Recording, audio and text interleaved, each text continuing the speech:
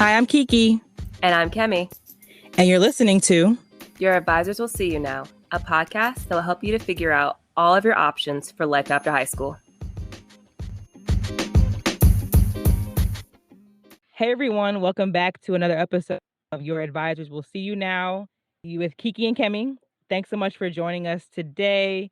Hopefully you joined us on the last episode where we talked about beginning the college admissions process in general. So that was about parents and students just sitting down and talking about how to even initiate the conversation of, does the student want to go to college, and students talking to your parents about what your interests are, what you're looking to do. So if you haven't listened to that episode yet, please make sure to go back and listen to it. It's episode 2 of our podcast. But today we're on episode 3, where Kemi and I are going to talk about how to begin your actual college search. So we're going to talk about today this term called match and fit, which is really just essentially, is this college a match for you, and is it a fit for you? If you Google match and fit, there's a whole lot of information about what this terminology means, but it's really just going over like location, cost, campus setting, major offers. Admissions requirements are also a part of match and fit as well. So that's what Kemi and I are going to be talking about today. But to get us started, I'm actually going to switch it up a little bit. I'm going to have Kemi, do you mind talking about what you were, like how you started thinking about your college search and what you considered as you were looking at colleges? Yeah, for sure. So for me, it's kind of funny how backwards my thinking was back in the day. So before I even was truly thinking of a major, my first priority was I am moving. So, so don't follow me on this first step, okay? Just learn from my mistakes. But It's okay. but if I live in New England, so it gets really cold. Summers are 3 months. Some people like that. I don't. I grew up here. I wanted some more warmth. I wanted some more heat. I was just tired of shoveling the snow. So for me, that was on my top priority, was going somewhere that was warm. So when I was younger, we definitely went to some family Thanksgivings down south in Virginia and in North Carolina. And I just loved the Southern hospitality. I love the Southern charm.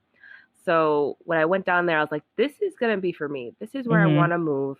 And essentially, it's funny because I was like, you know what? This is like a new chapter in my life. I might as well take the opportunity to go somewhere. And it gives a good reason to do it and start somewhere new. You know what I mean? It's not like I just up and move to a different state. I'm going there for school. So I was like, I might as well just branch out and do it. And that was one of my main priorities. The second priority for me was the class size. So I remember learning about different sizes for schools and going to different college tours. And I remember the student taking us into this classroom, and he said that the classroom was huge. It almost looked like an auditorium. And he said, yeah, the professor will be in here. In this particular classroom, he has a mic so that way you can hear what he's saying. I was like, oh, that's not for me, because I will get lost. There's too many people. I know I'm not going to want to raise my hand and feel stupid. Right. Yeah, sure. And I know, like, I've been so accustomed to being in a classroom that had 20 students in it max, or 25 students in it max. That's where I felt most comfortable. That's where I knew I could get more like attention, and I knew I could have like a better rapport with professors that way. So I knew that was what I wanted for sure.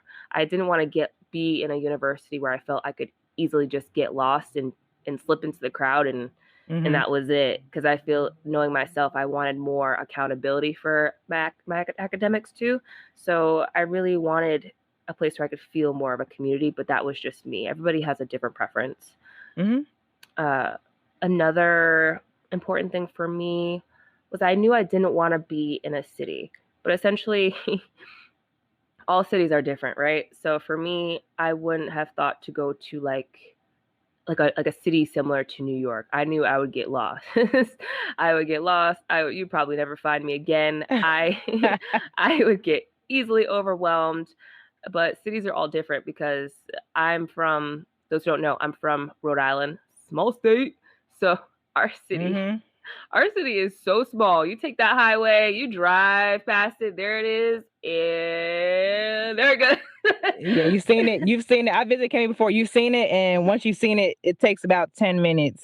I'm exaggerating, but for real, it was like we saw all of where she lived in about one day or Right. less. Like, it's funny because I could see myself living in the downtown area in Rhode Island because it's not threatening to me because it's small. And I know if I walk left, I know I'm gonna get out. But I know if I was somewhere in New York, I couldn't do it. Boston, maybe. But there's been some nights in Boston that I was like, oh no. So I knew that for me, I knew for me how I was going to do well was I wanted to be in a place that was just in the middle, in a suburb. If I wanted to do something fun, it was not too far away from the city. But I knew I also wanted to be in a suburb where I could focus more on my education. So I'm not just Mhm. into, yeah, what's going on in the city, because I could easily get distracted that way. Mhm. And I knew I just didn't really want to go rural because I wanted a little more activities for myself. And I'm not trying to be out there in a whole cornfield where the eyes can see because I will get scared. I can't. So that's how I kind of, those are the main things in my college search. Mhm. But let's, bring it around to the most important thing of your college search, which you should do as number one, which I didn't. I did, but it was in the back of my head, was having my major in mind. Mhm. So I wanted to do psychology at that time. So I was looking for schools that had a psychology degree in it. And my dad, he wanted me to be in medicine. So at the same time, he'd be like, "Oh, does that school have medicine in it? Just keep it an option open. Keep it as an open option." So I was looking at schools that had both. So obviously that should have been number one, but Mhm. it was in there. It was in there. But let me toss it back to you. What were you looking for your match and fit? So I think the biggest thing for me, what I can remember, was size. So I went to like a smaller high school, and I was like, even like you said, visiting other colleges, like larger state schools, and yeah, they basically explain like you're gonna be in this huge lecture hall. You're really like everyone always says like you're always a number, and I was like, no, I want you to know my name. Mhm. So that was the biggest thing for me, just having that like smaller class experience. And I remember even myself, like even in college, I never really came out of my shell like fully in the classroom. But I can't imagine myself having, like you said, like raising my hand in front of 300 people and Mhm. saying the wrong answer. But it's like somewhat different in a smaller class. But even just being comfortable, like I'm being silly, but even being comfortable enough to just like raise your hand in general, Yeah. you have that in like a classroom. I feel like my smallest class size at Elon was maybe 8 people. Oh wow. And yeah, I think it was like a Spanish class maybe. But I was like, "Ooh, this is perfect." Every class was not like that, but that was a great experience. But I feel like I had no classes that were more than 30 people. Right. I think So that's that pretty was, accurate. Yeah. yeah, I think so. Like it was never more than 40 at most. But Yeah. I think it was just I had like like smaller. I think I Mhm. had like the tiniest class I had was maybe 12 people or 10 in like a thesis class. Yeah. Yeah. W like, once you get into your major, the classes definitely get smaller, I think, right? Um, Yeah. yeah, I was, like, definitely wanting a smaller environment where the instructor knew me, where I felt, comfortable enough, like, in the classroom. If we had to do group projects, like, I, for the most part, knew the people in my class. So, size was the biggest one, and Elon, where Kemi and I went to college, was, I think, maybe 6,000 students, if that. So Mm. it's not small enough where you know everybody, but it's also not big enough where you don't, like, recognize people when you, like, run into them. So, Yeah, yeah. you're like, I don't know that person, but I've seen them before. I know they go Yeah, here. If you see someone that's exactly. new, you're like, oh, they don't go here. That's how. Exactly, it's like exactly. That's for real how it was. So, it was comfortable for me. Yeah. Um, thing was cost. So I grew up in a single parent household, and my mom, I remember of my college search, I remember her telling me all the time, apply for scholarships. And I did not do as many as I should have because my thing was just like get into college. Same. But college is expensive, especially where Kemi and I attended. So I did thankfully apply to a scholarship. It was like really a God thing because I applied at the last second and I became an alternate, but then I got the scholarship. And that helped out a whole lot with my 4 years at Elon. It didn't cover everything, but it covered a good amount. So apply, just thinking about like how much is a school going to cost? Again, if you go to a state college and you're an in-state resident there, your tuition is going to be a lot less than somebody coming from another state to that institution. Yep. If you go to a private school, the cost is the same for if you're a resident of that state or not. But really just thinking about how much it's going to cost me, and if it's going to cost a lot, if you're going to like for example, an NYU, I always hear people talk about NYU. It's expensive, like it's really expensive. Any of those um, select colleges, Hmm. selective colleges are pricey, Yeah. but there are so many scholarships out there that people often overlook. I did the same thing. I was just like, I have to go to school. I don't know how, but I did. So I wasn't really thinking about the money part. But even after you apply to school, there's still scholarships available to students. So Hmm. that was a thing to me. I remember I mentioned in the second episode, but I was trying to go to school to play tennis, to go on a full ride or some type of scholarship for tennis, and I visited one college in the DC area, but they weren't really, their financial aid was like not trying to give me anything. So that was like an automatic no, I'm not going to Right. this school. Um and another thing I think was just like being involved on campus. So like Mm. engagement. I really thought about like just being around people that were similar to myself, but also people that were different. Because again, I Mm. went to like this school, like a very small private school. I w- I'll just break it down. I'll just be honest here. I was one of a few black students in my grade. And I kind of wanted I was looking at HBCUs, but didn't end up going to one. But I'm thankful that I had the experience like when I got to Elon, that I had like this affinity group of people that were similar, but also like outside of that, I had people that I could, that were different. Because that's Right. really, you want that because that's what the world outside of college, like after you finish school, it's gonna look like it's gonna be different. So just learning how to interact with different people, Yeah. Diversity. being Yeah. involved, yeah, diversity, being involved in different in things that like were out of my comfort zone. So I'll say this too. Kemi started a Christian dance troupe at our college. And Whoop whoop. I like to dance. Yes, whoop whoop, urgent message. I love to dance, but I never like auditioned. I only tried out for a tennis team before, and I was like, this is easy. I never auditioned for a dance troupe before.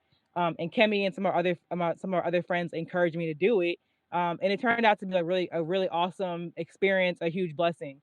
But just like again, like going into clubs and organizations that were out of my comfort zone, Mhm. I wanted that as well. When I went to school, and I definitely had that at Elon. I can Yeah. agree with Kemi. Oh, go ahead. And I just want to tag on to that too. I Hmm. would definitely say, look, you may not think about it that much, but you should look at some schools that have some hobbies that are similar to yours, because Hmm. that is really how you're going to get that affinity for your school. And Hmm. you making connections with people that obviously you're going to make connections with people with different perspectives, which is amazing because you're growing your point of view. But it's also great for you to make connections with people with similar hobbies, and that's how you make new friendships, and you make Hmm. some lifelong friends too, and you just Right. establish those memories.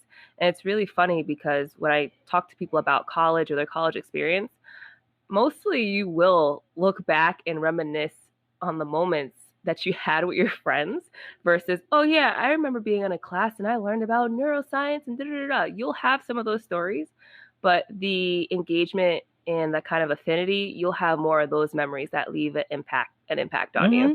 So I Hmm. will say, don't try to overlook any activities. If there's something that you really do like, try to see if they offer that or a club that's at your college. And even if you don't, some colleges really open the door for students to start their own organizations. So that could also be an option for you too.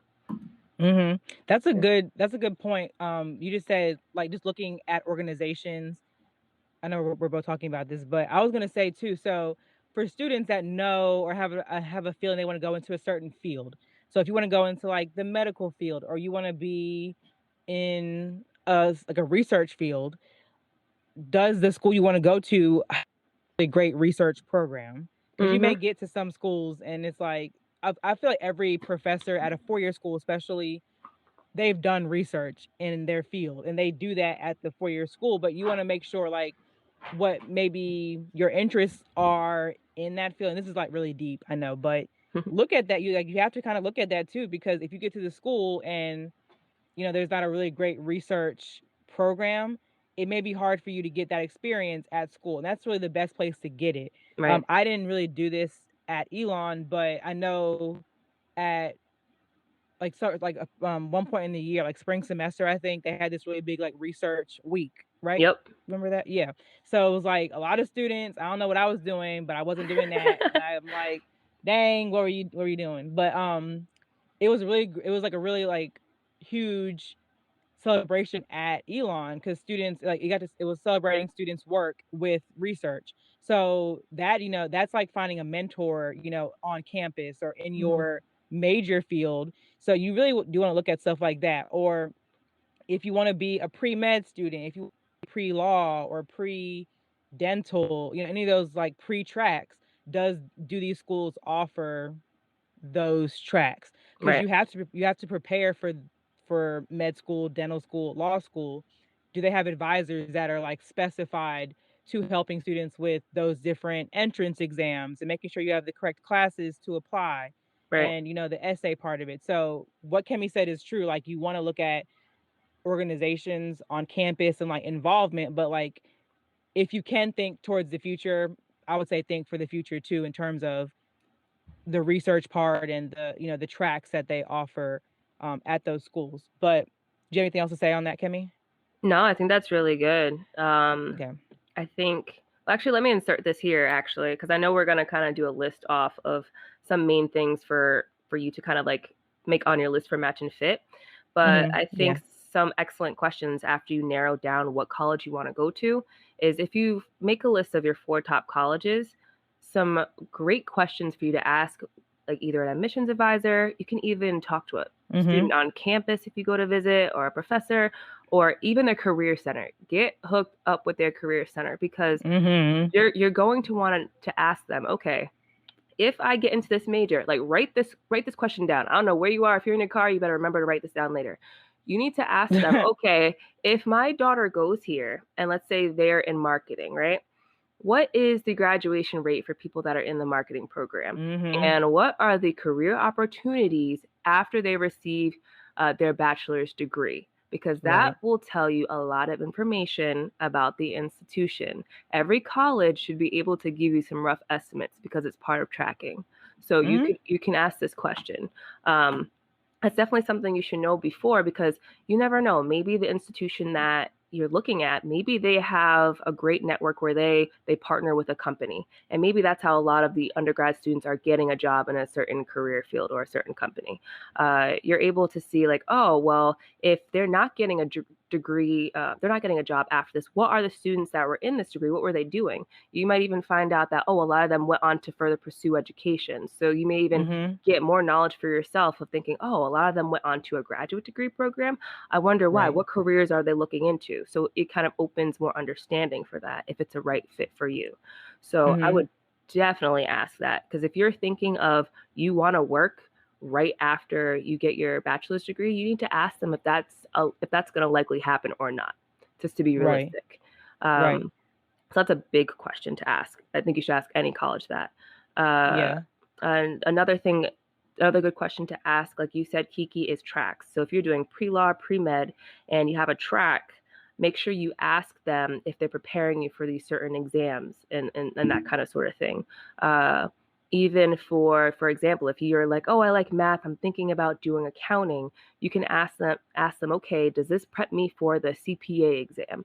So these are key things that you need to Mm-hmm. know, because you don't want to waste your money at a school that might not have courses that align with what you're certain you want to do in your degree. So that's a good question to ask. And another question, it goes back to what you said before, Kiki, was the research. So if you really want to get your hands on research, or you want to go into a PhD program, or you want to go into a grad program, and you want to be able to put your hands on some research to build up your resume or your portfolio, you need to Mm-hmm. look for schools that will give you the opportunity for that. Because if you don't, then you'll have to, on the back end, do that research yourself to see if you can get an internship outside of school. And it would just be Mm-hmm. much easier if you can get it in your school, because it's there, because you'll Right. you'll have that hookup. Why would you want to do all this extra research while you're in school? So those are some really, really helpful questions for you to ask after you kind of narrow down at least your top four, top five, and you're kind of sifting through. The other one, of course, is comparing the price tags. What is the loan gonna look like? What's the financial aid gonna look like? Do you have any scholarships that I can apply for that are on campus? When are those deadline dates? So that's something to keep in mind, right? So that's really important. And then also a big thing to keep in mind as well is whatever career you're kind of boiling down, a career field you're boiling down to, understanding, if I go to this college and I get this degree, is the salary going to be worth the amount of loans that I am taking out? Because if it's not, then you need to relook for another school that can make your dream happen, that's more affordable. Yes. That's what it is. You need to think about your investment in the future. It's fun now. It looks like a great school. They got a roller coaster in the back, right? And they got a pool. Not So like this. you're paying all this money because, woo, it's cool and I'm getting my major. But when those loans kick in and you're not making for this certain career, it's not making all that much money that was worth that roller coaster, you need to rethink those Mm-hmm. things. So that's a Mm-hmm. real life conversation to be had. But Kiki, do you want to kind of just go off of kind of a list of match and fit items that people should take note of when they're trying to narrow down their top four colleges? Like how can we even get them down to a list of their top 4 or 5 colleges? Yes. So I'll go like quickly or I'll like briefly touch on like this list that Kemi and I are mentioning match and fit. And I'm just gonna go over the factors that can go into match and fit. And then I'll provide a resource that students and parents can use when you're looking at match and fit. And we can go into these deeper if we need to. But um, essentially, you want to start thinking about the kind of college you want to go to. So, do you want to go to a 2-year college or a 4-year college? That's one factor. Also private versus public colleges. So I mentioned earlier that an in-state college or university is considered public, and typically, and then a private university, um, is doesn't like really take into account. So there's like different nuances for public versus college, but I think the public is like state funded. I should say that. Mm-hmm. Um, Private is not, but things to think about. We'll cut that out. But things to think about. And then you want to think about the location of Mm-hmm. where you are looking to go. If you want to go to a school within your home state, do you want to be able to drive home for holidays? Or do you want to go across the country? Mm-hmm. Or do you want to go abroad? I had a peer that I went to school with. And I just like didn't even think about this, but she went to school in Scotland. And after we like learned, she was like paying a lot less to go to school. And I mean like a significant amount less than we were to go to school out of state.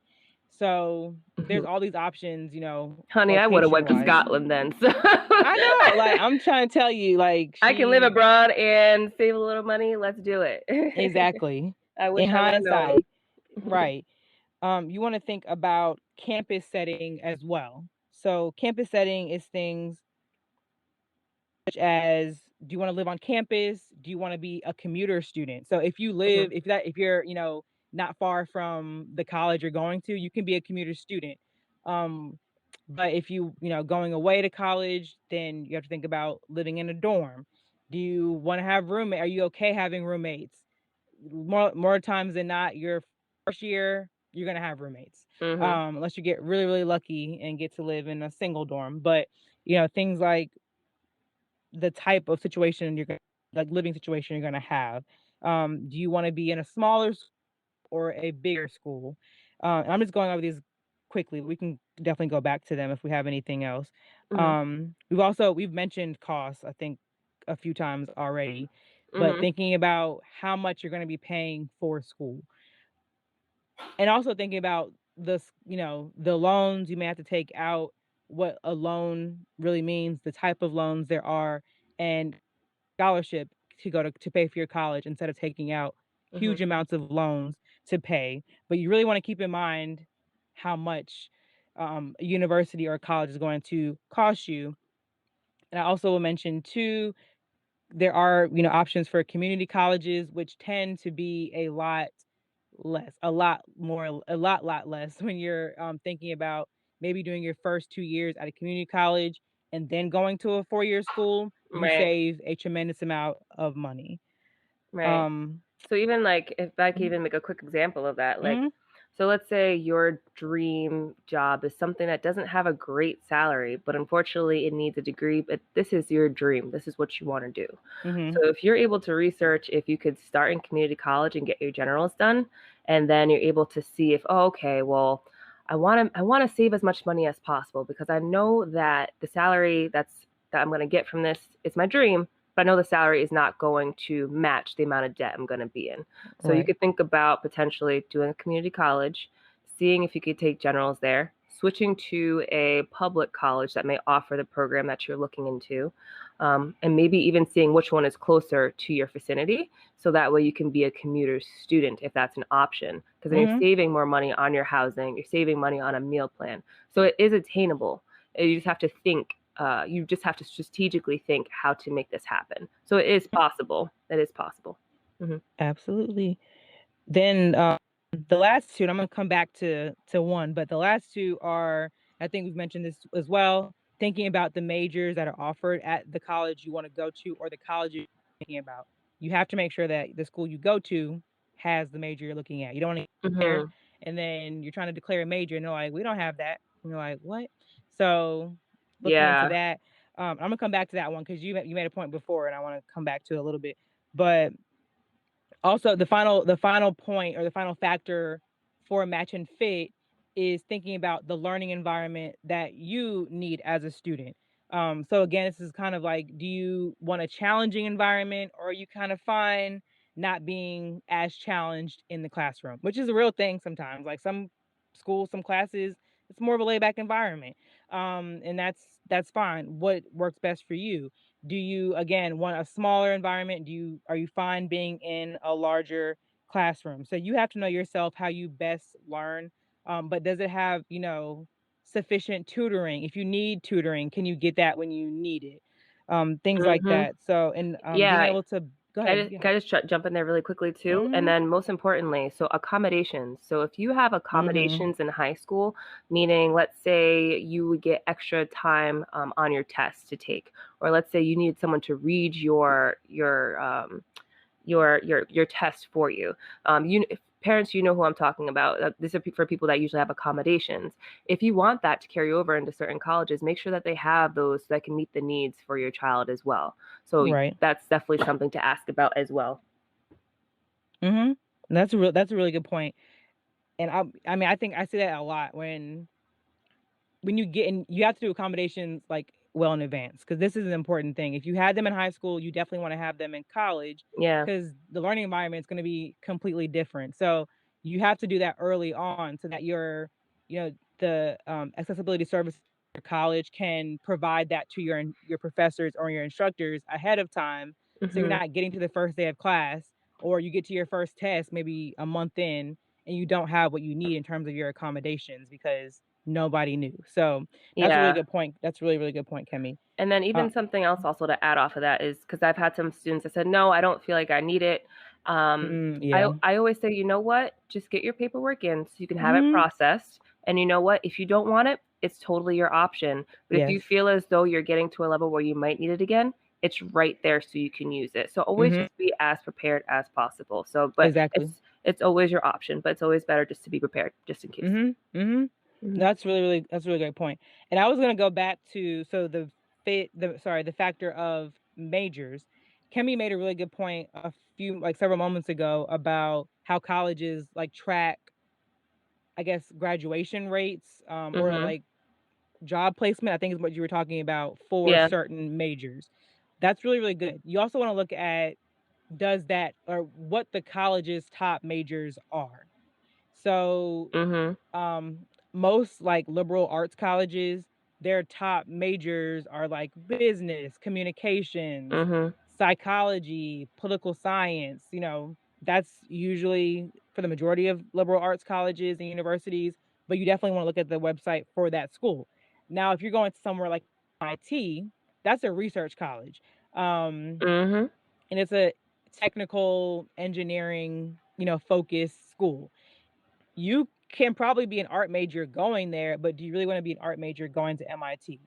Right. But on at the same end or the same token, maybe art majors are really rare there, so they may have money for you as an art major because you're going to MIT. You know what I'm saying? Like there's like always kind of two sides to everything. You gotta Um, check that receipt just to yeah, see what works for you and what you're willing to exactly. pay. Exactly. You have to look because some schools are focused on certain majors, but if like there's majors that are more rare, you may be like selected to get into to that major, and they may be, pay for your whole entire tuition or your Right. whole entire 4 year school. So you Right. have to look at like what are the top majors there because that kind of informs you to know like these are popular and what Kemi mentioned too about like how they can place you. Those are probably more likely to be the bigger majors that can place you into various jobs. But Mhm. don't count out smaller majors too at certain schools because you don't know opportunity wise what can happen. But again, it may be like the totally wrong school for you if that school doesn't even have that major or it's just starting there or nobody's in that major. So Mhm. that's something else to think about when you're thinking about like what you want to study once you get to school. Mhm. Mhm. Yeah. Yeah. But, that's really how match and fit works, just thinking about those factors that Kemi and I have mentioned when you're thinking about college search, so I'll go over them really quickly one more time.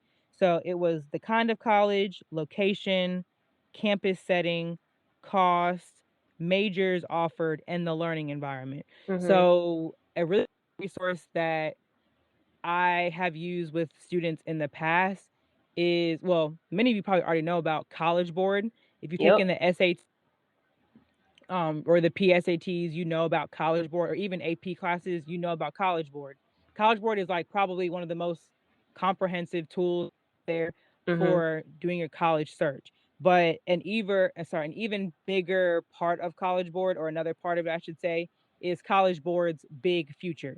So Big Future helps you more with the college search. So I guess I should say maybe like I'm just like kind of gauging. College Board is more for like the academics, like I said, the testing, the A scores, kind of Mhm. getting you started thinking about what's out there. But the big future part of it is really like, how can I look at, again, match and fit? You can go on College Board Big Future, you can research schools, you Mhm. can kind of put in like what your interests are, and it can generate schools for you. Or I should say, you can Yep. filter based on what you're looking for, and it'll generate a list of colleges for you. It's And a college it narrows dating it down. site, essentially. Yeah, Yeah. exactly, and it's really, really awesome. You can get on there and search career fields, as we mentioned in our last episode, career fields. You can go on there and look at career fields, and it breaks it down really, really, really well. So I definitely recommend students using College Board's Big Future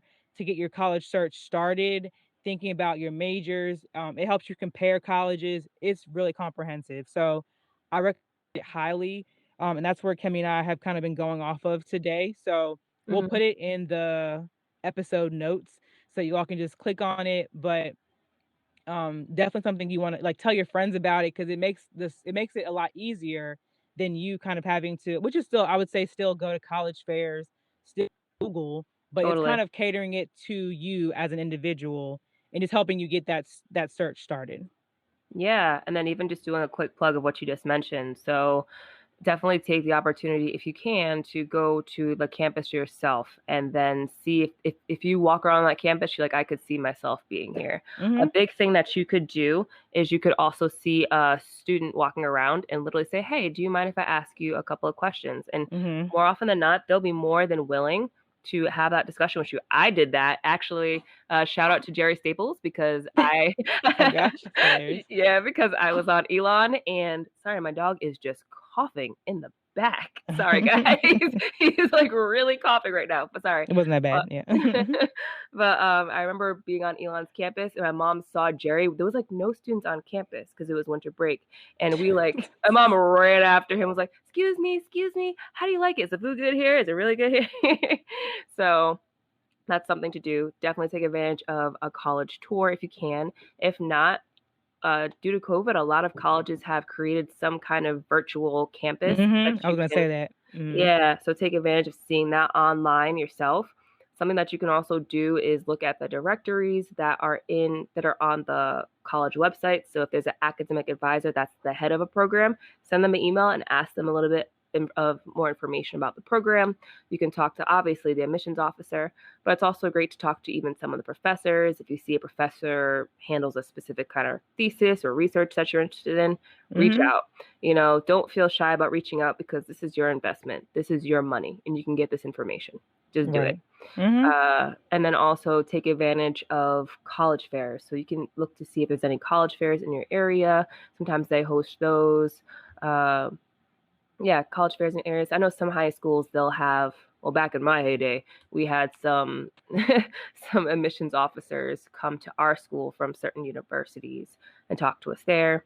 And then even just apply for some like material. Like if you go onto a college website, you give them your email and your mail information. They'll send you some packets full of some information. Mhm. But but I always just love saying, go right to the source. Try to reach out to some students, reach out to some faculty. You can even use LinkedIn now, to be honest. LinkedIn's like a professional Facebook, Yeah. and use that as a way to contact and connect and get a better feel. Take this seriously. This is your money. This is your future. So do it. Mhm. Yeah, absolutely. Before we close, I'm gonna plug too, because Kemi mentioned admissions counselors and career fairs, coming to your high school.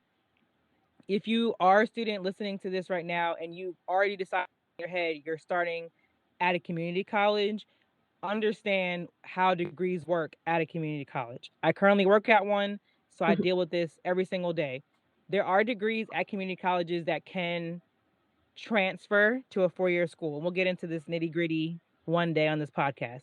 But like Kemi said before, basically you can do all of your gen eds to transfer to a four-year school so you have, complete your bachelor's degree.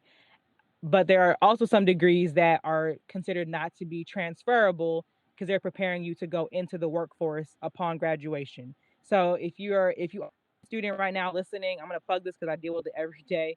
But if you are that student listening to the podcast right now and you're like, I'm not going to a four-year school, I'm going to community college, just know every degree offered at a community college does not always transfer. So Hmm. make sure to definitely go to that college's, that community website and understand what those degrees are. If you get to an advisor at a community college, you need to ask them like what degrees transfer, what degrees don't.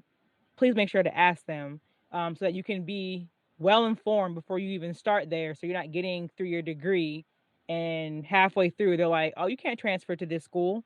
Just know that's just my little plug at the at the end of Yeah. this. But we'll definitely talk about 2-year colleges versus 4-year colleges like on their Yeah. own at some point because it's really there is a difference for sure. Totally. Um, Yeah. And mhm, this like basic series is essentially like the basic understanding of how to get into college. But our next series, stay tuned for that one, is gonna really dive into community college, trade schools. So all these other alternative options to college that you can mhm. consider as well. So I can't wait for that series. I really cannot wait for that series. But Yeah, no, I'm excited too. Yeah, yeah. I'm excited too because it's a huge difference. Huge difference. Everything can be so nuanced, but we wanted to make sure to pinpoint the students that are going through the college admissions process right now, preparing Right. to go to school next fall. We wanted to make sure that you all kind of had a toolkit to get started. But yeah, I think we're both really excited for that, talking about community colleges and like alternatives to 4-year schools to bachelor's degrees. Mhm. So I think we've covered a lot in this Yeah, episode right now. So we again, definitely thank you did. all. Yeah, we did for sure. This is a good one. So it's jam packed. Thank you all for tuning in. Make sure to share with your friends, your cousins, whoever else is going off to college and preparing. Yeah, Again, we do drop episodes every Tuesday. every So thank you Tuesday. for joining in. Um, our Instagram is Yawson. So it's WAYSYN_podcast. On Facebook, is it just It's the same. okay? On Instagram, it's like Yawson W. Sorry, I keep saying W. YAWSYN_podcast on all social media as of right now, Instagram and Facebook as of right now. So definitely make sure by the time this is coming out, we'll have those like up and running. So definitely make sure to follow us, subscribe to the podcast so you can make Yeah. sure to get our notifications every week. But we thank you so much for joining us and can't wait till the next one. Bye, guys. See you in the next one. See you.